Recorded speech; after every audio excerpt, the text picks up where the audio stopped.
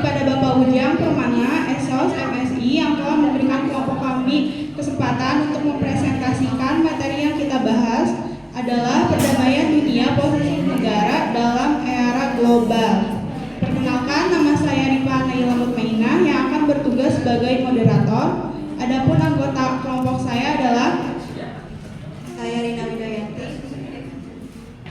saya Nira Jambudani, saya Rafi Kembali. Selanjutnya langsung kepada penyampaian materi.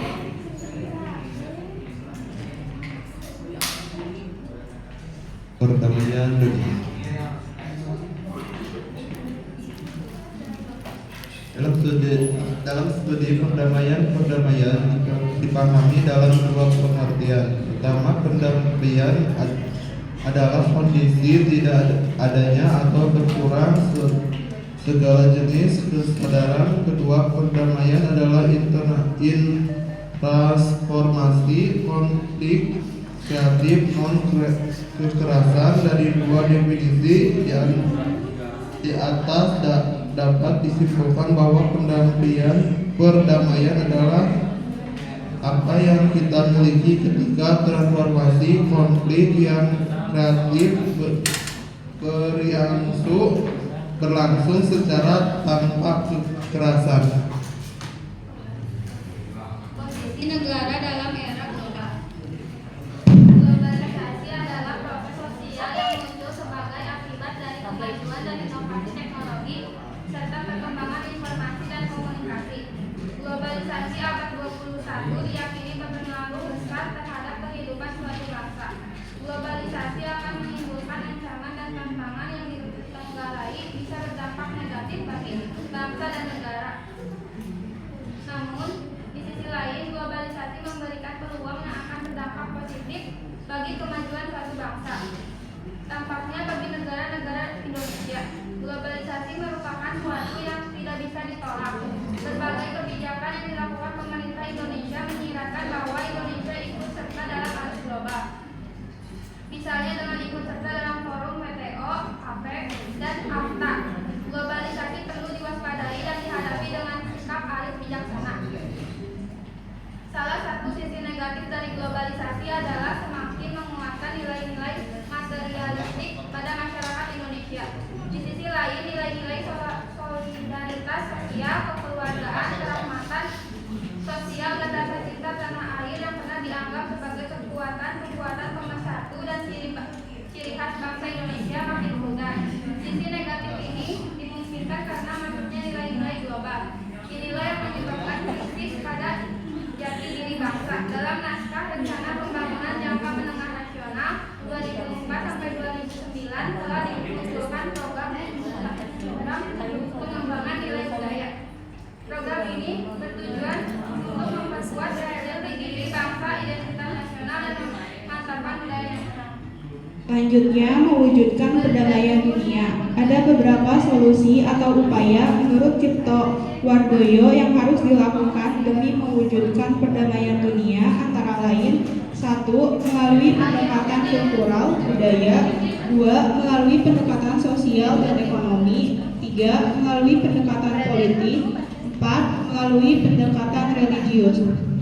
Partisipasi Indonesia bagi perdamaian dunia. Indonesia juga berperan serta dalam operasi pemeliharaan perdamaian merupakan amanat pembukaan Undang-Undang Dasar 1945, yaitu dalam rangka mewujudkan perdamaian dunia yang berdasarkan kemerdekaan, perdamaian abadi, dan keadilan sosial.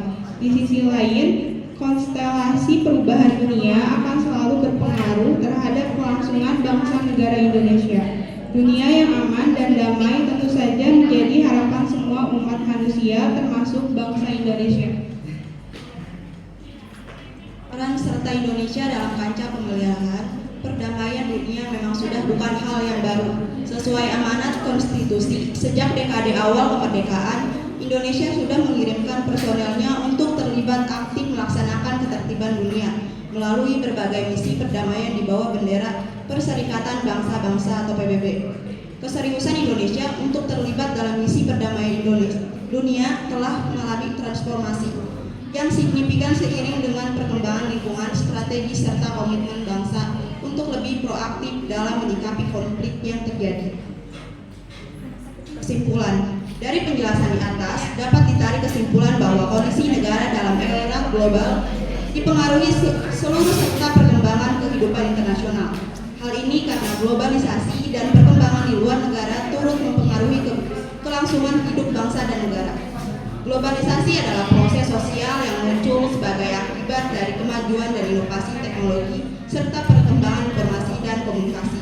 Perdamaian dunia merupakan tiada kekerasan, kesenjangan, terjadi konflik antar negara di seluruh dunia. Upaya untuk mewujudkan perdamaian dunia dilakukan dalam pendekatan budaya, pendekatan sosial dan ekonomi, pendekatan politik, dan pendekatan kebudayaan. Dalam hitungan ketiga, 1, 2, 3. Siti Nur Anissa, Teh Nisa, sama Antik. Baik, perkenalkan nama saya Nisa Maharani. Terima kasih atas kesempatannya telah mengizinkan saya untuk bertanya. Pertanyaannya, bagaimana peran Indonesia dalam diplomasi hubungan internasional untuk menciptakan perdamaian dunia? Terima kasih kepada kelompok 14 telah memberikan kesempatan saya untuk bertanya.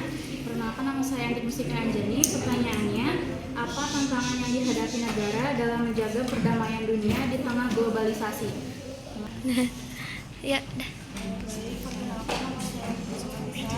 Terima kasih telah memberikan saya bertanya. Pertanyaannya, mengapa Indonesia harus terlihat dalam upaya untuk mewujudkan perdamaian dunia?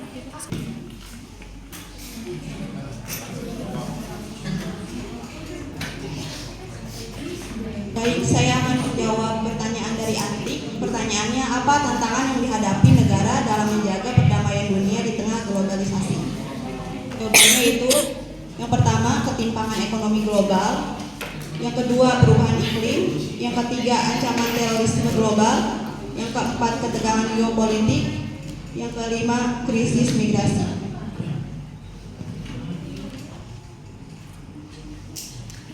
Baik, saya akan menjawab pertanyaan dari Teh Nisa. Tadi pertanyaannya, bagaimana peran Indonesia dalam diplomasi hubungan internasional untuk menciptakan perdamaian dunia? Jawabannya, salah satu kontribusi paling terkenal dari Indonesia adalah misi Garuda, yaitu pasukan penjaga perdamaian PBB.